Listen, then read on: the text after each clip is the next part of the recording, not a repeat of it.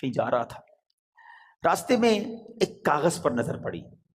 ماشاءاللہ یہاں قرآن پڑھنے والے، پڑھانے والے، اپنی دکانوں پر بھی ماشاءاللہ مدرسہ لگانے والے موجود ہیں.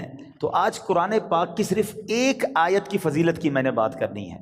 پورے قرآن کی شان تو نرالی ہے، ایک آیت میں کیا کچھ ہے اس سے اندازہ ہوگا کہ پھر رب کے کلام میں کتنی عظمتیں ہیں. تو وہ جو شراب کے نشے میں دھت جا رہے تھے، انہوں نے دیکھا کہ ایک کاغذ کا ٹکڑا پڑا ہے اور اس پر بسم اللہ الرحمن الرحیم لکھا ہوا ہے.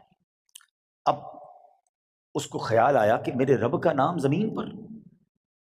ادب کا خیال آیا، عزت کا خیال آیا کہ یہ نہیں ہونا چاہیے. حالانکہ وہ غلط کام کر رہے تھے، شراب میں تھے، مگر عطر خریدا، اس کاغذ کے ٹکڑے کو صاف کیا، اسے عطر لگایا اور بلند جگہ پر رکھا. اس کے بعد وہ اپنے کام میں مگن ہو گئے. اسی رات ایک بزرگ کو خواب میں زیارت ہوئی کہ جاؤ میرے اس بندے کو جا کر کہو کہ تم نے میرے نام کو پاک اور صاف جگہ پر رکھا، بلند جگہ پر رکھا، ہم تمہارے نام کو بھی بلند کریں گے. اب بزرگ اس بندے کو جانتے تھے کہ وہ تو شرابی ہے. شرابی کے لیے یہ پیغام کیسے ہو سکتا ہے؟ تو کہتے لگتا ہے خواب میں کوئی غلط فہمی ہوئی، دوبارہ سو گئے. دوبارہ سوئے تو پھر دوسری بار یہی پیغام.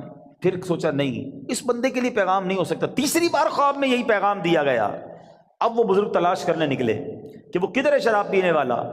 ڈھونڈتے ڈھونڈتے جب پتہ چلا اس وقت بھی وہ شراب کی محفل میں ہی بیٹھے ہوئے تھے. آواز دی کہ باہر آئیے. وہ تو شراب کے نشے میں مست.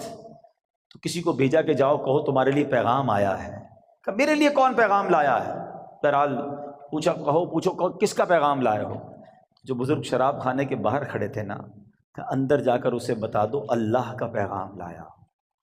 اب جب یہ سننا تھا تو جھرجھری سی آ گئی. کھڑے ہوئے باہر آئے اور جب یہ بات بزرگ نے بتائی کہ مجھے تو نہیں پتا تم نے کیا کیا ہے، 3 بار خواب میں مجھے یہ کہا گیا ہے کہ تمہیں بتا دوں تم نے رب کے نام کو جو تعظیم کی ہے، بسم اللہ الرحمن الرحیم کو معطر کیا، اسے بلند جگہ پر رکھا ہے، مجھے یہ پیغام ملا ہے کہ تمہیں بھی تمہارے نام کو بلندی دی جائے گی، تمہیں عزت اور مرتبہ دیا جائے گا. جب یہ سنا کہ میں شراب کے نشے میں دھت اور میرا رب مجھ پہ اتنا مہربان، اس بندے نے توبہ کی، اللہ سے معافی مانگی اور عبادتوں میں لگ گئے. اے میرے پیارے اسلامی بھائیوں، یہ انقلاب جو شراب کے نشے میں دھت شخصیت کو اللہ کا ولی بنا گیا، یہ کون تھے؟ یہ کوئی اور نہیں، حضرت بشر حافی رحمۃ اللہ تعالی علیہ تھے.